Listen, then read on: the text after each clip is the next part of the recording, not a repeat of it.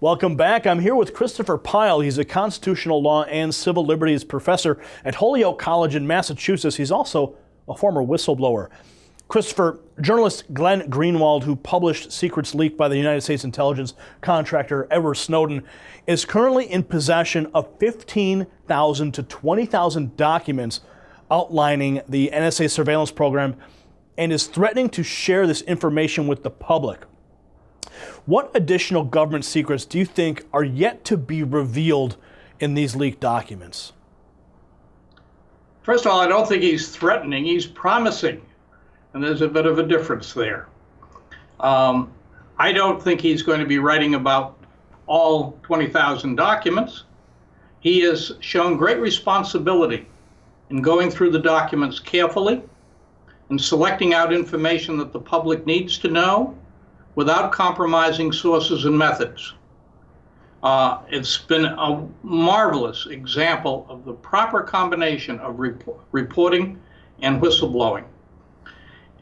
What will he tell us? I really can't say. He has certainly surprised me with the scope of this surveillance operation. So my instinct is to suspect that we're going to find out a great deal more, particularly about surveillance of Americans. The fact is that he's told us enough already to know that neither you nor I, nor the people listening to this program, have any privacy left. It's not that they've read or listened to what we've said. It's that they can, because they've stored it all. And they can access those storage files without a court order, without any proof that there's probable cause to believe that a crime has been committed and that evidence of that crime is in the files to be searched. This is dragnet surveillance. This the founders objected to. This is what they forbade in the Fourth Amendment. And this is what NSA has taken upon itself to do in the information age. And in some ways, those of us who make use of Google and other search engines are responsible for this curiosity, responsible for going along with this power without fully appreciating the harm it can do if misused. And I'm looking forward to him showing us how it has been misused or can be misused. And then I hope, finally, that Americans will wake up to this and realize that even if they personally are not endangered by it, their access to information about what their government is doing from reporters and other whistleblowers is being damaged by this power. Also being damaged is the independence of members of Congress. Congress is not dealing with many scandals in government. And there are scandals. There are always scandals in government.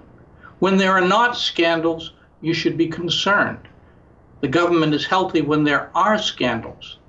And if we're not hearing, it may be because members of Congress are now intimidated by this surveillance system.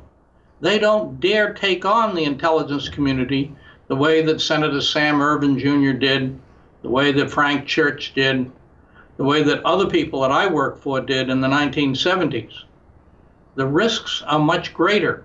The risks of retaliation, of character assassination are much greater because this system gathers so much information. Anytime NSA wants to come after us now, they can. And they are likely to find information that could hurt members of Congress who lead very complicated lives. So let me ask you about what you said regarding Greenwald's decision to selectively take a look at some of the documents and release them. Would it be reckless for him to simply release them into the public, all of them online at one time, and crowdsource investigation into them? Snowden is much too wise to do that. If you release them all at once, you have a one-day news story, and the public never gets to appreciate what's in those documents, particularly if they weren't paying attention to the news on that day. I discovered in my whistleblowing that the key thing was to dribble the information out slowly in portions that the public can comprehend, stories that build on each other, that gather public attention, that help people appreciate the significance of the information, since it's not always apparent from the document itself. Now, you mentioned that the NSA is potentially spying on the politicians, and that's why you see these scandals coming out. Do you believe that they're just blanket spying on the politicians in government? No, I don't. So you believe this is more selective? Maybe based on party line? Incidental. Let me give you an example of that. The Treasury Department has one of these surveillance units. Its job is to find out if people are laundering money for illegal purposes. They discovered that a governor of New York State, Eliot Spitzer, was laundering money to pay for call girls. Now, they didn't have to disclose that information. It wasn't in their mandate particularly to go after him, but they did. And as a result, we lost one of the few watchdogs we had over corruption on Wall Street. Now, that's how the surveillance power, when it's this massive, when it's this indiscriminate, and when it's shared with so many agencies, can do to our politics. Spitzer was elected by the people of the state of New York. They had a right to have his leadership.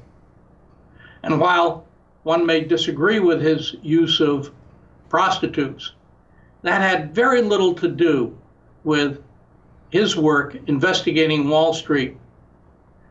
But the disclosure destroyed his independence, and it sent out a message to other people who might blow the whistle on the corruption on Wall Street. And that corruption cost a lot of Americans their jobs, cost millions of Americans their homes. And very few people on Wall Street have ever been prosecuted for that criminal fraud.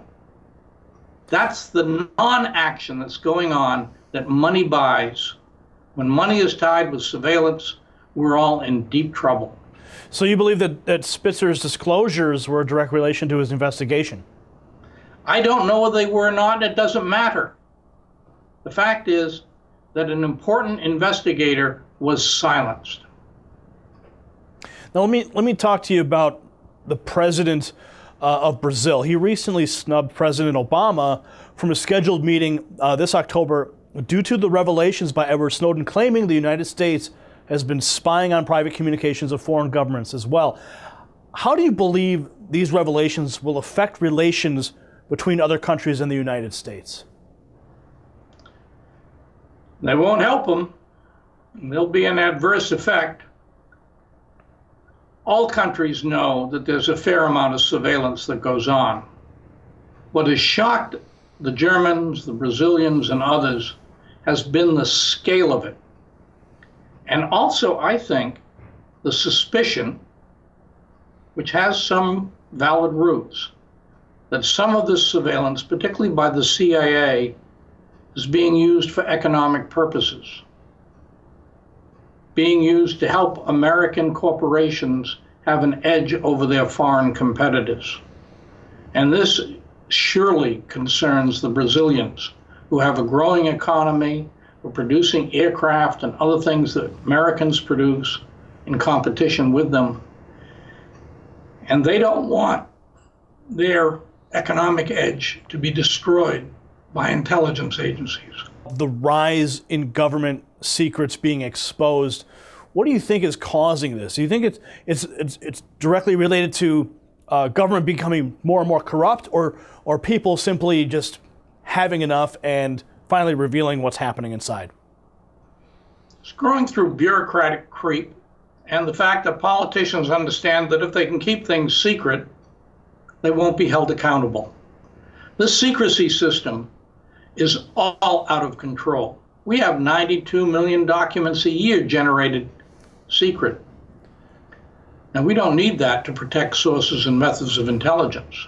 We don't need that to protect sensitive negotiations. The half-life on a lot of this information that's classified is very brief. But the government now is classifying it and keeping it classified for decades. And as a result, we don't have accountability. And we don't have the cautioning effect that eventual time-sensitive disclosures can bring. Now, Christopher, I want to give you Get away with it. I want to give you an opportunity to deliver a message to the American people here directly. What would you say to the American people about the breadth of the spying taking place and the effect that it has on their freedoms? I would tell them that while they may not personally be affected in any short-term sense, if they or members of their family or people they rely on, or reporters, or government employees who see wrongdoing, try to disclose that information, those people are in danger now because of this massive surveillance.